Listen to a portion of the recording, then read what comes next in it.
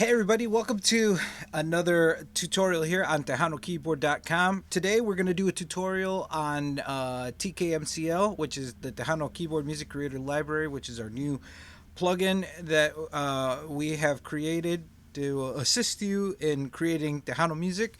A lot of great sounds from the past, all that good stuff. But one thing that a lot of people have been asking us about are the drums and as far as changing tempos. Now, when we created the drums, we kind of picked a kind of a middle ground sort of tempo for each style. That's kind of like not too fast, not too slow, but very true to that particular style because there's even within the cumbias there's a handful of cumbias, there's a bunch of different rancheras, even conjunto and all that stuff. Everything is slightly different, as far as a ranchera and a cumbia. They're played differently, but also within a certain style the tempo seems to vary within a few BPMs, and so we kind of try to just pick one that would allow us to create sample-based loops for you to create music. Now, not everybody is okay with having a kind of like a homogeneous sort of tempo. They want to be able to adjust it. Now, unfortunately, at the time of recording this tutorial, there is not an ability for us to change the speed of the drum loops. The number at the end of the name of the drum loop lets you know what tempo the loop needs to be at. For example, this is Ranchera Tejana. This example is a bunch of that like the progressive Tejano sort of demo that we've been showing to people. So this one is at 102 BPMs. Now I'm going to show you a little workaround to be able to change the tempo of your songs once everything is done. Now I'm going to be using Studio One here, but some of the things that I'm talking about can also be done in Pro Tools and in other DAWs. Right here, what we have here is we have two drum performances, okay, and they're little clips. Here, let me zoom these out here. Let's see. All right. Okay, so you can see that they're all MIDI, and I'll play some of it so you can hear what it sounds like.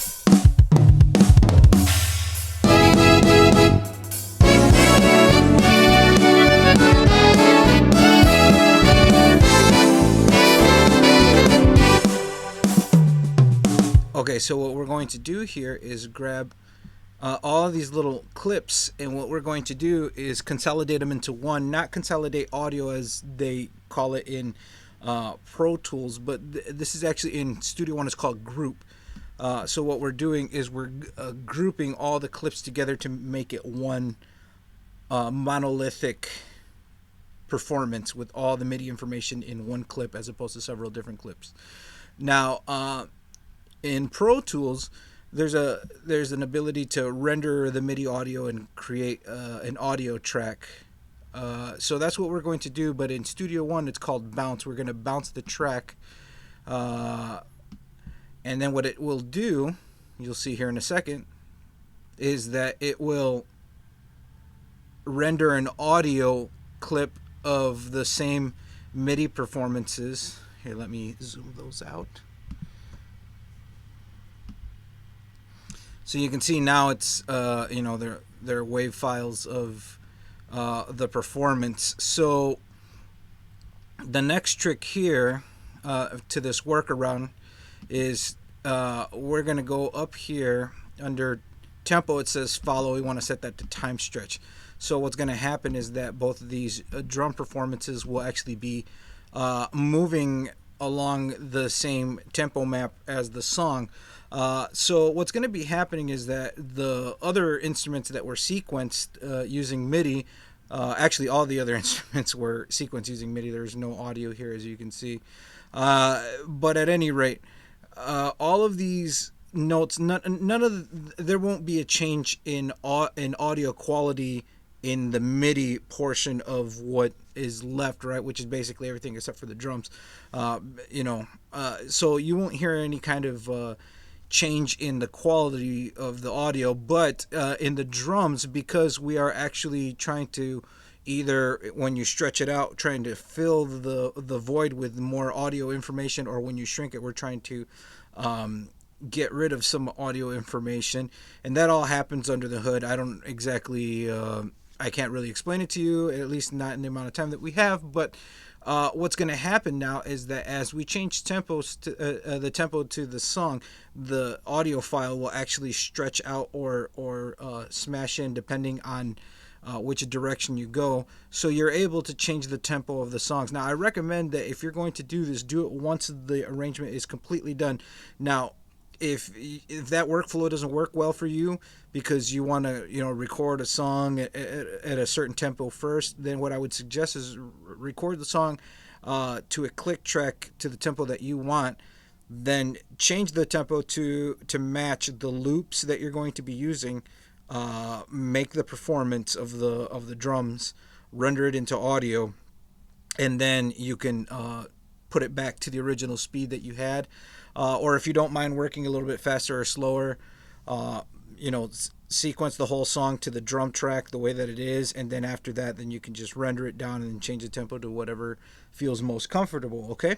Now, so for example, like I had mentioned before, this ranchera beats at 102. So let's take a listen, and as you can see here, the MIDI has been grayed out, and it's muted right here. So you won't be hearing MIDI. You'll actually be hearing the actual audio here. So here we go.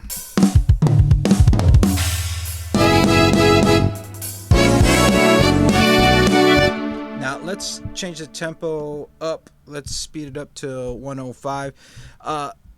If you start changing the tempo within a few BPMs, it shouldn't be too bad, but the further out you go, the more extreme fast or the more extreme slow, you'll start actually hearing more of the artifacts in the drums.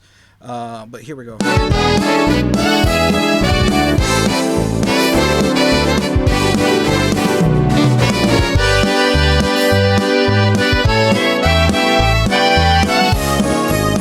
Okay, now say if we slow it down to 96, that's fine. Okay.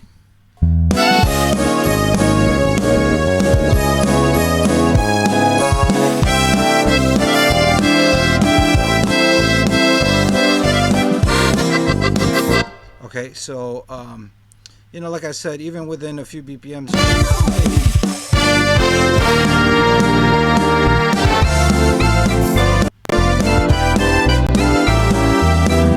at any rate, so you get the point. This isn't necessary, like I said, with all the other instrument parts, but if you want to change the tempo of the drums, this would be the workaround for that. So I hope that this tutorial was helpful. I want to thank everybody who's been purchasing the libraries.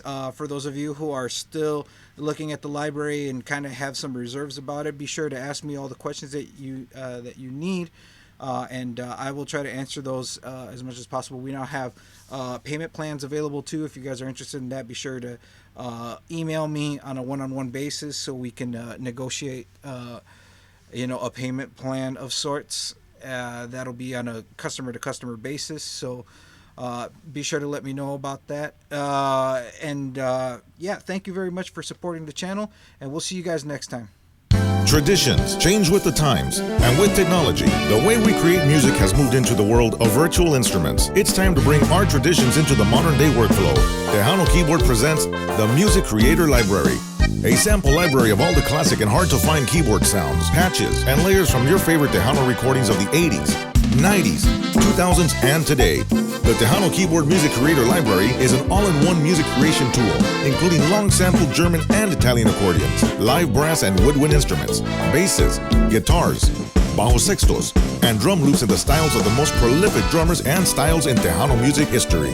The Music Creator Library is compatible with virtually any digital audio workstation. Whether you're a keyboardist looking to expand your sound collection, an inspiring producer, or an arranger trying to get your ideas down, the Tejano Keyboard Music Creator Library has you covered and is exclusively available at www.tejanokeyboard.com.